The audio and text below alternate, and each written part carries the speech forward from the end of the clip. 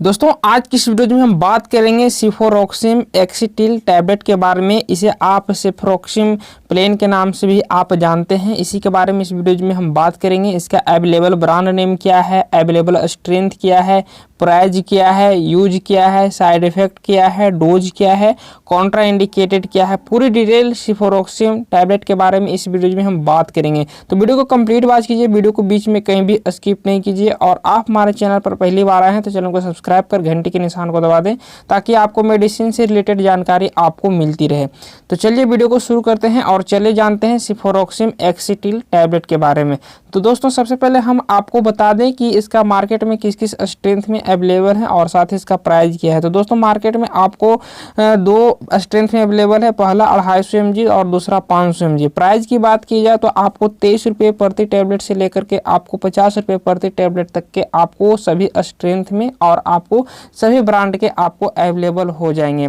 अलग अलग brand name के अलग अलग प्राइस जो होते हैं, लेकिन जो अप्रॉक्स प्राइस है वो आपको 23 से 50 रुपये के बीच में आपको अवेलेबल हो जाएंगे। अब चलिए हम बात करते हैं मार्केट में कौन कौन से ब्रांड नेम अवेलेबल है। तो दोस्तों मार्केट में आपको जैसा कि डिस्प्ले पर शो रहा है, मार्केट में आपको सेफाकाइंड 500, जोसेफ 500, सेफोरोक्सिम 500, पुल्मोसेफ 500 और 250 भी आते हैं इन सभी ब्रांड नेम से। और आपको इसमें 500 हमने आपको दिखाया है, लेकिन 250 भी इन सभी ब्रांड से भी आते हैं। ये रहा इसके कुछ मोस्ट पॉपुलर ब्रांड नेम। और इन सभी ब्रांड नेम के अलावा भी मार्केट में बहुत सारे ब्रांड नेम अवेलेबल हैं। अलग अलग ब्रांड नेम हो सकते हैं, लेकिन जो दवा का मूल नेम रहेगा वो आपको सेफोरोक्सिम एक्सिटिल टैबलेट ही रहेगा। और दोस्तों एरिया और डॉक्टर के अकॉर्डिंग ब्रांड नेम अलग अलग हो सकते हैं, लेकिन जो दवा रहेगा वो आपको सेफोरोक्सिम ही रहेगा। अब चलिए हम बात कर लेते हैं इसके यूजेस के बारे में, इसका यूज कहाँ कहाँ होता है। तो दोस्तों यह एक एंटीबायोटिक मेडिसिन है। तो इसका जो उपयोग बैक्टीरियल इन्फेक्शन को ठीक करने में किया जाता है।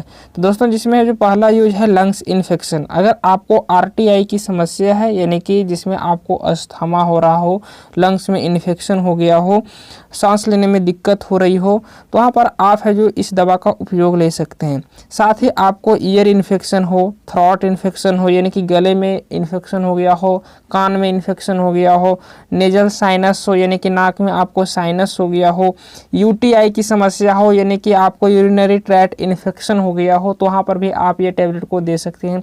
साथ ही यदि किसी पेशेंट को स्किन इन्फेक्शन हो गया हो, स्किन पर फफोले सा हो गया हो, स्किन जल गया हो, इस तरीके के स्किन पर किसी प्रकार का कोई इन्फेक्शन हो गया हो, तो वहाँ पर आप इस टैबलेट को दे सकते हैं।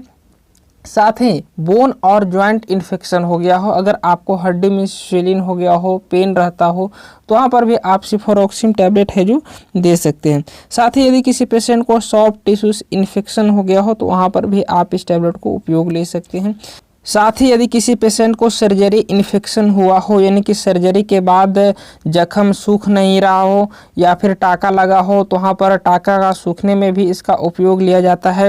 साथ ही जहाँ पर आप आईवी इंट्रावेनस जो इंट्राकैप लगाए हैं और उसे आप निकाले हैं, तो वहाँ पर इन्फेक्शन हो गया हो उसके वजह से, तो वहाँ पर भी आप इस टैबलेट को उपयोग ले सकते हैं। साथ ही किसी प्रकार का कोई सर्जरी हुआ हो और जख्म सूखने के लिए भी इस टैबलेट का उपयोग लिया जाता है। तो ये रहा इसके कुछ मोस्ट पॉपुलर यूज। और इन सभी यूज के अलावा भी डॉक्टर अपने एक्सपीरियंस के अनुसार अन्य बीमारियों में भी इस टैबलेट का उपयोग ले सकते हैं, लेकिन जो मोस्ट पॉपुलर उपयोग था वो हमने आपको बताया। अब चलिए हम बात कर लेते हैं इस टैबलेट का कौन कौन से कॉमन सा साइड इफ़ेक्ट हो सकते हैं। ऐसे तो इस टैबलेट का कोई भी कॉमन साइड इफ़ेक्ट नहीं देखे गए, फिर भी यदि किसी पेशेंट को साइड इफ़ेक्ट होता है तो उसमें क्या क्या हो सकता है।